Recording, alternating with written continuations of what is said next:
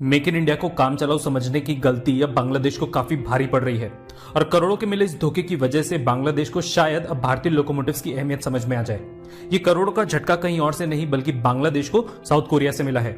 India has taken much from Bangladesh and has given much less. Under false pretenses, India has imposed various taxes on Bangladesh's products. আসসালামু আলাইকুম, আমন্ত্রণ জানাচ্ছি বিডিটিউবে, সাথে আছি আমি হাসানুর ইসলাম। আজকের ভিডিওটি হতে চলেছে একটি প্রতিবাদমূলক ভিডিও।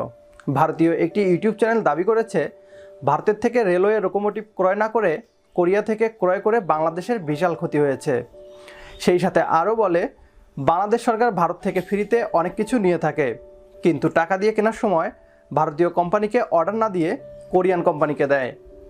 বাংলাদেশ সরকার সম্পর্কে ভারতীয়দের এমন মিথ্যাচারের প্রতিবাদ করতেই বিডিটিউবের আজকের ভিডিও। আর ভিডিওর শেষে আমরা তাদের এই মিথ্যাচারের জবাব দিব ইংরেজিতে, যাতে করে ভারতীয়দের বুঝতে সুবিধা হয় বাংলাদেশ নয় বরং ভারত বাংলাদেশ থেকে বেশি সুবিধা নেয়।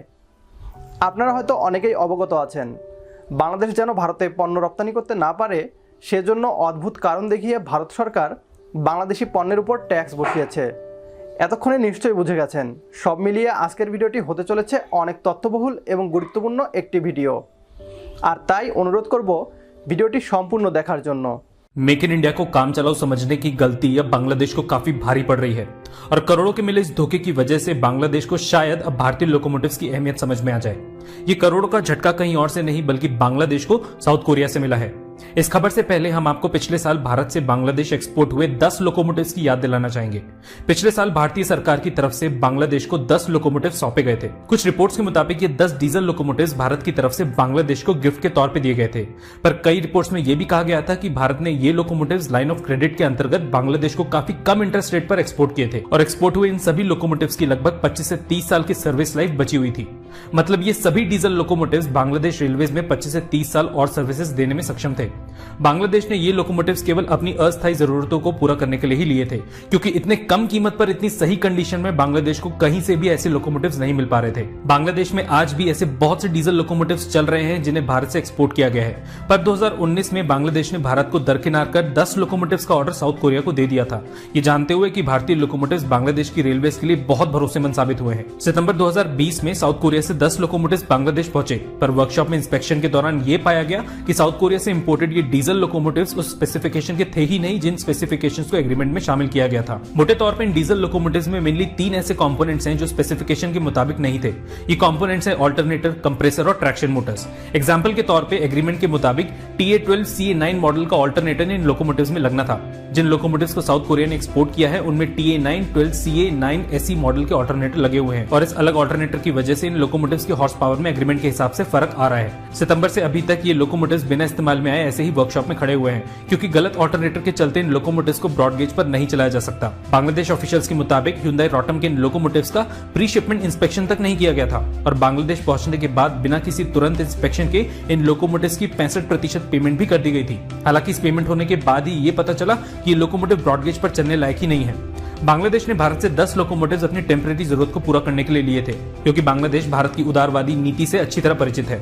आपको जान के हैरानी होगी कि भारत से मिले 10 लोकोमोटिव्स के गिफ्ट को बांग्लादेशी मीडिया ने बहुत बुरा भला कहा था और इन सेकंड हैंड लोकोमोटिव्स के लिए मोदी सरकार की खूब आलोचना की थी, वो भी तब जब ये लोकोमोटिव्स एकदम नई कंडीशन में थे। ये वही बांग्लादेश है जिसको भारतीय सरकार ने फ्री में 1.2 मिलियन कोविड वैक्सीन गिफ्ट की थी।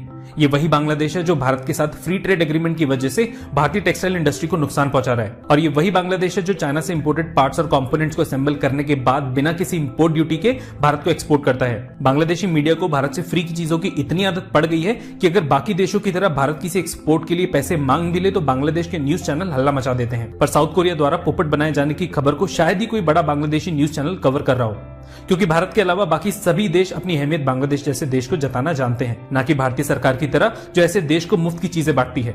भारत में बने लोकोमोटिव्स कई देशों को एक्सपोर्ट किए जाते हैं और इन सभी देशों में मेड इन इंडिया लोकोमोटिव्स ने अपनी क्वालिटी प्रूव भी की है और इन देशों में बांग्लादेश भी शामिल है, जिसके 72% से ज्यादा लोकोमोटिव्स ढंग से अभी चलने लायक कंडीशन में नहीं है। पर ज्यादा फैंसी चीजों के चक्कर में इस बार बांग्लादेश ने खुद के पैरों पे कुल्हाड़ी मार ली है और लोकोमोटिव्स ही नहीं बल्कि बांग्लादेश अपनी रेलवेज के लिए ज्यादातर रेलवे कोचेस का ऑर्डर भारत की बजाय इंडोनेशिया को ही देता है, जिनमें सस्ती चाइनीज स्टील का इस्तेमाल किया जाता है। लाइक के बिना मत जाइएगा अगर आप इस वीडियो को यहाँ तक देख चुके हैं और कमेंट सेक्शन में हाँ जरूर लिखिएगा अगर आपको लगता है कि इस बेवकूफी से सीख सीख लेके बांग्लादेश अगला लोकोमोटिव्स का ऑर्डर भारत को ही देगा।